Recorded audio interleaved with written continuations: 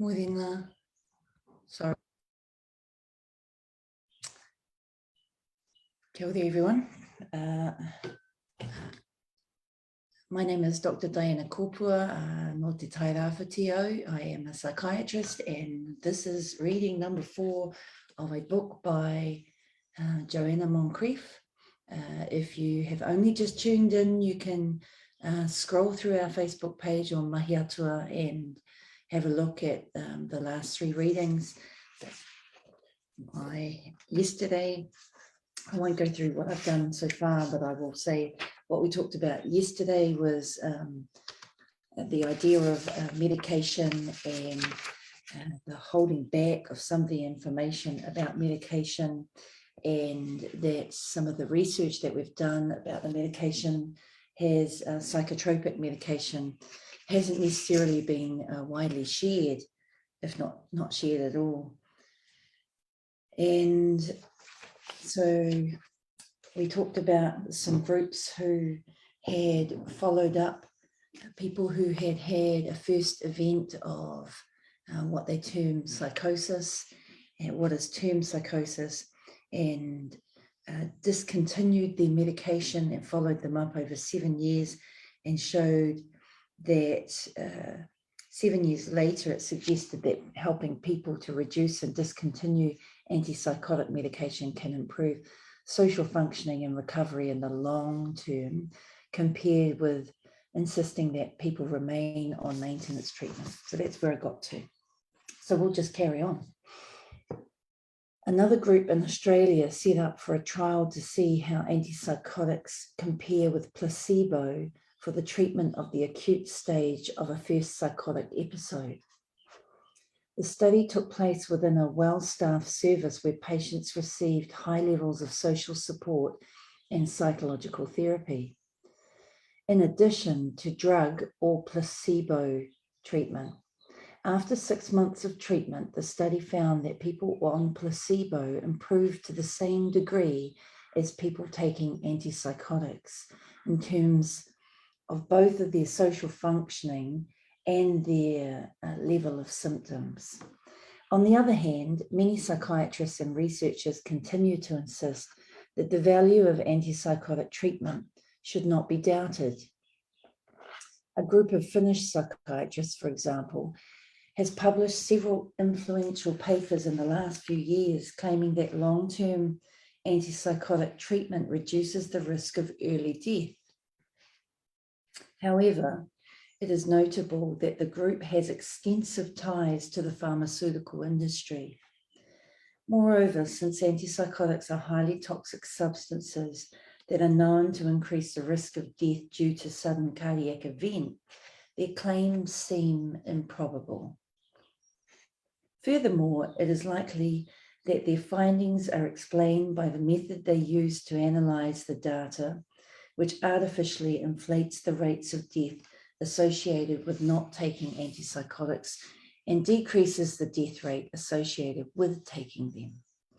It has been suggested that the attention given to these studies reflects an attempt to salvage the reputation of antipsychotics in the face of mounting evidence and acceptance of their harmful effects.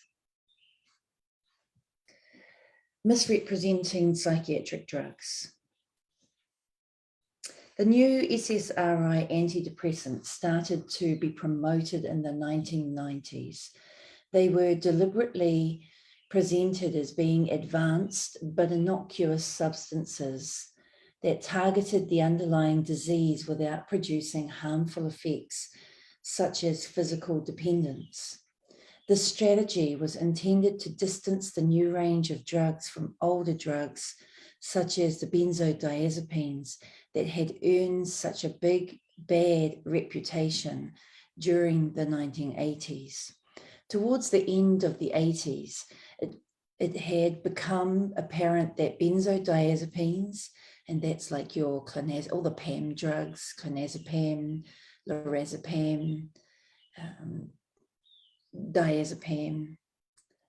So all of those benzodiazepines had become apparent that they were being doled up doled out by the bucket load to help unhappy people, mostly women, drown the sorrows of everyday life.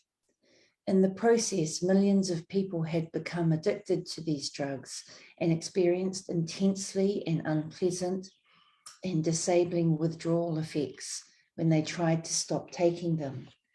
Indeed, back then, it was reported that some people who tried to discontinue benzodiazepines were left with permanent or prolonged neurological disabilities, such as tinnitus, buzzing in the ears, pain, burning sensations, and muscle spasms. So pharmaceutical companies put a great deal of effort into presenting SSRIs in a completely different light. They were not drugs that numbed your pain by altering normal brain chemistry and normal brain mechanisms, leaving you physically dependent. These were clean drugs that worked in a properly medical way by normalizing an underlying chemical imbalance. Psychiatrists weren't concerned that no such chemical imbalance had ever been proven to exist. In any case, they were keen to believe that depression was a disease and were unlikely to question the chemical imbalance message. Moreover, they were lucrative benefits if they were willing to peddle the drug companies' propaganda. When a new range of antipsychotics called the atypical antipsychotics started to be introduced in the 1990s, a similar campaign took place. These drugs were described as targeting the underlying basis of psychosis or schizophrenia in cleaner, less harmful ways than the older drugs. The fact that the newer drugs also caused profound disturbances to many body systems was glossed over, if not completely denied. Most people who take psychiatric drugs have been persuaded by a combination of drug company marketing and professional consensus that they have an underlying chemical imbalance or brain disease, and that the drug will help to put this out. This book is intended to challenge that view, to suggest a different way of understanding the nature and action of psychiatric drugs, and to highlight facts about psychiatric drugs that have been obscured by propaganda. Psychiatric drugs are not innocuous, and they are not designer drugs targeted at identified brain or abnormalities or diseases. Instead, they are foreign chemicals that change the brain in ways that are not fully understood and have not been adequately resourced or researched. Psychiatric drugs are not fundamentally different from recreational substances like alcohol and cocaine. Like recreational drugs, they have what we call psychotropic effects, psychoactive effects. In other words, they change the way the brain normally works, and by doing so, they change our normal thinking processes, sensations, emotions, and behavior. Psychoactive or mind-altering drugs of all types modify brain and body systems to produce altered mental, behavioral, and physical states. Some psychiatric drugs do help some people in some situations. However, Dr. Joanna Moncrief argues that there is a fundamental misunderstanding about what psychiatric drugs do and how they work, when they work, that is. Psychiatric drugs have been misrepresented as exerting beneficial effects by correcting or targeting an underlying abnormality such as a chemical imbalance. This has not been established, however, and other more plausible explanations about how they may be helpful in certain circumstances have been ignored. The biggest obstacle to developing a better understanding of psychiatric drugs is this erroneous assumption, and it is merely an assumption that they work by reversing an underlying medical disease. I refer to this therapy as the disease-centered model of drug action. There is an alternative way of understanding what these drugs do and how they work, however. I call this the drug-centered model. This approach emphasizes the fact that psychiatric drugs are psychoactive substances, chemicals that change the normal state of the brain, and by doing so produce alterations to normal undrugged mental states and behavior. These effects occur in anyone who takes these drugs, regardless of whether or not they have a psychiatric diagnosis. The drug-centered model suggests that the mental and behavioral alterations produced by certain drugs can interact with the problems or symptoms experienced by people diagnosed with mental disorders in ways that can occasionally be helpful. When the altered state produced by a drug effectively suppresses symptoms, the individual might prefer the drug-induced state to their previous state. Alternatively, the individual may prefer their previous state, but other people may prefer them to be in that drug-induced state. By highlighting the fact that drugs are foreign substances that disrupt the way the body normally functions, the drug-centered model also explains why drugs can be so damaging. Whereas the disease-centered model focuses on the proposed effects of the drug on a particular disorder or set of symptoms, the drug-centered model emphasizes how psychiatric drugs produce global alterations to normal bodily processes, mental states, and behavior. Adopting the drug-centered model, therefore, provides a more accurate and comprehensive picture of the effects of psychiatric drugs and enables a more informed assessment of the balance between the possible benefits and harms of taking them. It also helps to explain the occurrence of temporary and more long-lasting drug-induced harms and impairments. As with recreational substances, long-term, regular use of a psychiatric drug can produce all sorts of predictable and unpredictable complications. Psychiatric drugs can have detrimental effects on physical health, and they can change behavior in more or less subtle ways that may make it difficult for people to function normally. There are times when the risks involved in taking certain psychiatric drugs may be worthwhile if there are really no alternatives. When someone is so highly aroused with stress or mania that they simply cannot sleep, using a sedative drug that can improve sleep or on a temporary basis may be helpful. When someone is locked into an internal world of fantasy and psychosis, a drug that suppresses thinking and emotions, such as an antipsychotic, may reduce their preoccupation with their delusions and hallucinations and enable them to engage with reality. However, we need to use psychiatric drugs in a more intelligent way. We need to think more carefully about all the pros and cons of altering someone's brain functioning and mental activity, especially if we are proposing to do this on a sustained basis. This book is intended to present evidence about the nature and effects of psychiatric drugs that is really presented in mainstream literature.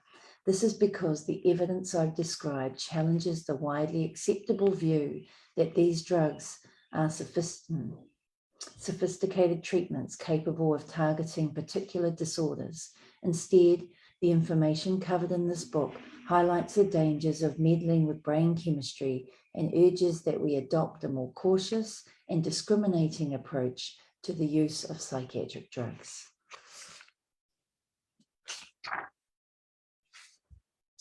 So I've just read almost the finishing of the introduction of this book, and a couple of things I want to note is when they referred to psychiatrists wanting to believe about the chemical imbalance, I was thinking while I was training as a psychiatrist and even as a psychiatric nurse, it's not that I wanted to, it's that I trusted and what was being told to me by the profession, whom I'm wondering were once in the same situation as I was. And also the literature that was shared with us during our training. And recently, maybe a year and a half ago, I was part of the Critical Psychiatry Network, and the UK Critical Psychiatry Network were developing a letter to give to the College of Psychiatry to state that their training curriculum for psychiatrists, to train a psychiatrist, the curriculum that they use is racist. And they allowed me to use the skeleton of that letter, and we did the same thing for the College of Psychiatry here, so the Royal Australian New Zealand College of Psychiatry. And we wrote a similar letter, and I was thanked for the letter and told that something would happen, and yeah, just still waiting on that. And so if the information that we're given, and think about this whānau, many of our Māori whānau who are admitted to psychiatric units in the hospital, they usually present late. They don't have a tendency to access services early. And when they are admitted, they're more likely to be secluded than non-Māori. And, you know, that means that you're put under the Mental Health Act. The Mental Health Act is a legal, coercive way of forcing you to heal via the very way that we've been talking about. And what Dr. Moncrief is saying, that there's not a balanced account of what these drugs are and what they do to us, and that needs to happen. And so that's why I'm doing the readings. I was one of those psychiatrists that made sense that there's a chemical imbalance. And if we believe that there's a chemical imbalance, even though there's been no proof of that, then what happens is that the pharmaceutical industries are making drugs to help improve that chemical imbalance through chemicals. And those chemicals are those drugs. So I hope you enjoyed the reading. I'm going to try a new live stream platform tomorrow. Let's see if we can get it up and running so I can see your comments at the same time. Morena to everyone who's commented. Sorry, I can't. Mahi to all of you this morning, and I will try and respond to your questions or comments. Ka pai. Morena.